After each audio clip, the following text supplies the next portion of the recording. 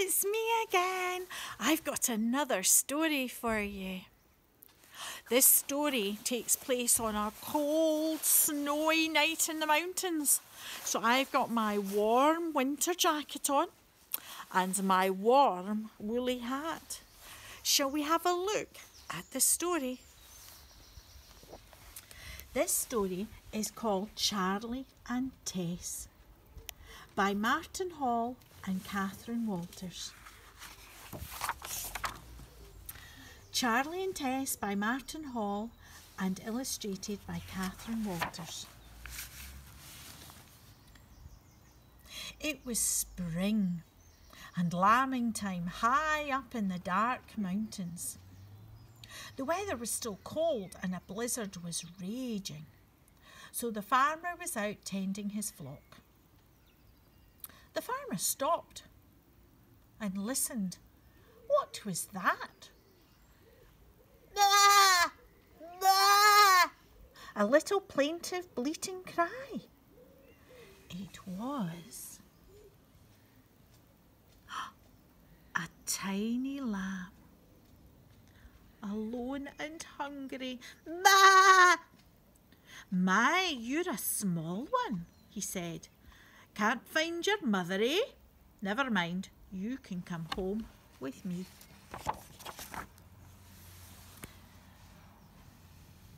In the farm kitchen, the farmer's little daughter, Emily, made the lamb a cosy nest from a cardboard box and some old jumpers.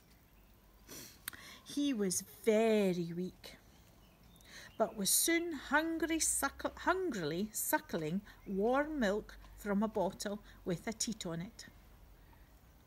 "Let's call him Charlie," said Emily. Then, because they could find no ewe to look after him, Charlie became the family's own special pet and lived with them in the farmhouse. Wow, that's a great farmhouse kitchen. Shall we turn the page? The farmer had a sheepdog called Tess. I think that's Tess. And as soon as Charlie was able to skip and frisk around in the farmyard, Tess was there to look after him.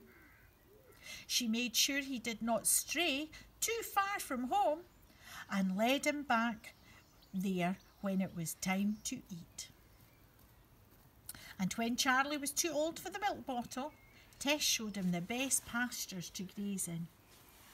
All the time Charlie grew quickly, but he was soon too big for the kitchen.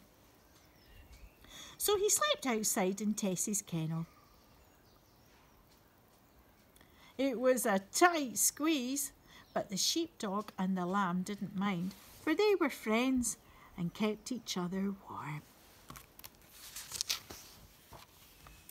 They played together when Tess was not working. The farmer would throw a ball and watch them both chase it. Charlie was much slower than Tess, of course, but she would often let him win. "Sometimes I wonder if Charlie's turning into a dog," the farmer's wife said, as the family watched them one day. Charlie even had his own collar and lead. Can you see that? It's the same one as Tess is wearing. They are friends indeed.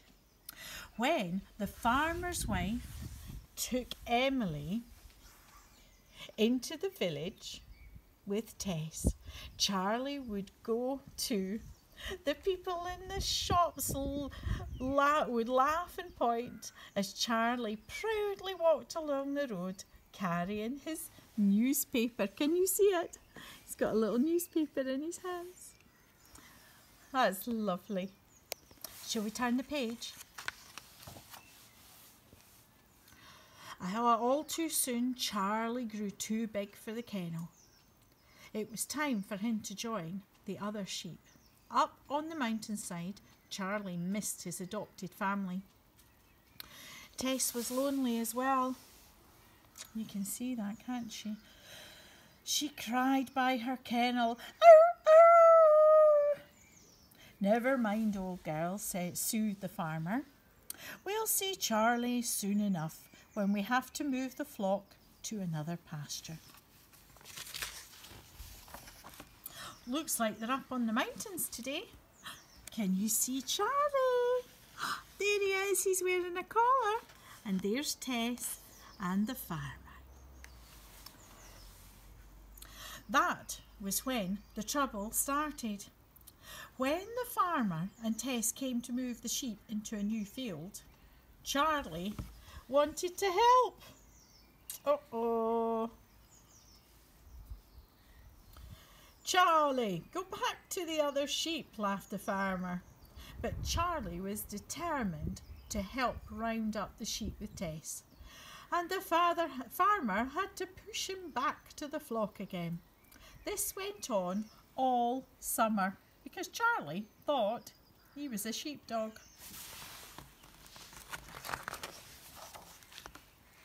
Summer turned to autumn, and then it was nearly winter again. Charlie sniffed the air. It reminded him of a long time ago when he was lost and alone and cold. The sky filled with clouds, the colour of sleet. It grew colder and colder as the wind blew. The sheep huddled together, but there was little shelter, and then, it began to snow. Can you see Charlie there sniffing, finding it cold? I wonder what's going to happen. We'll turn the page.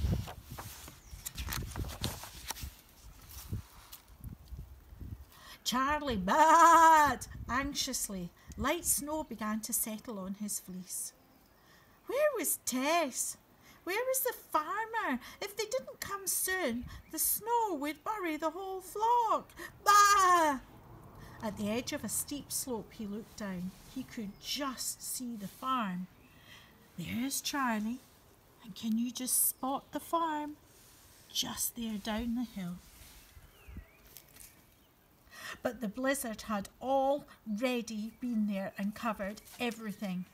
Charlie felt very frightened indeed, for now Tess and the farmer would not be able to reach them. The snow blew into the sheep's eyes and stung them with cold. Some of the weaker sheep could barely walk through the thickening snow. Charlie knew that they must move down the valley before it was too late. I wonder how he's going to do that. Charlie ran ahead of the flock, but they stood stock still, for they all thought only a sheepdog could round them up. Luckily, Charlie knew exactly what to do. He baaed loudly, baa, baa. He ran back and butted them and pulled their fleeces with their teeth. He raced backwards and forwards until the flock began to move all the way down the mountainside to shelter.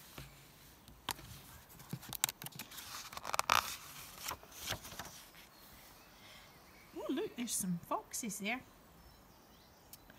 Many hours later, the storm died down, and a low sun shone orange across the snow-covered hills.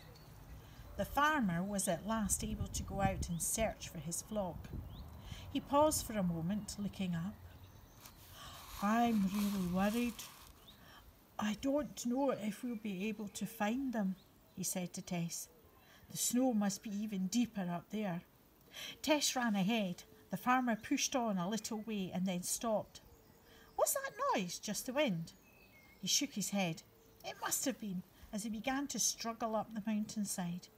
Tess started barking, ruff, ruff, ruff, and tugging at his trousers with her teeth. What have you found, girl? He asked. Let's turn the page and find out. Wow! Tess led the way down again, along a thin path through some large rocks. At the end of the path, the farmer stood amazed. All of the flock was safely gathered there in a sheltered hollow. "This must have been you, Charlie," he said. "You really are a sheepdog after all." "Ruff!" Tess agreed. "Ah!" said Charlie proudly.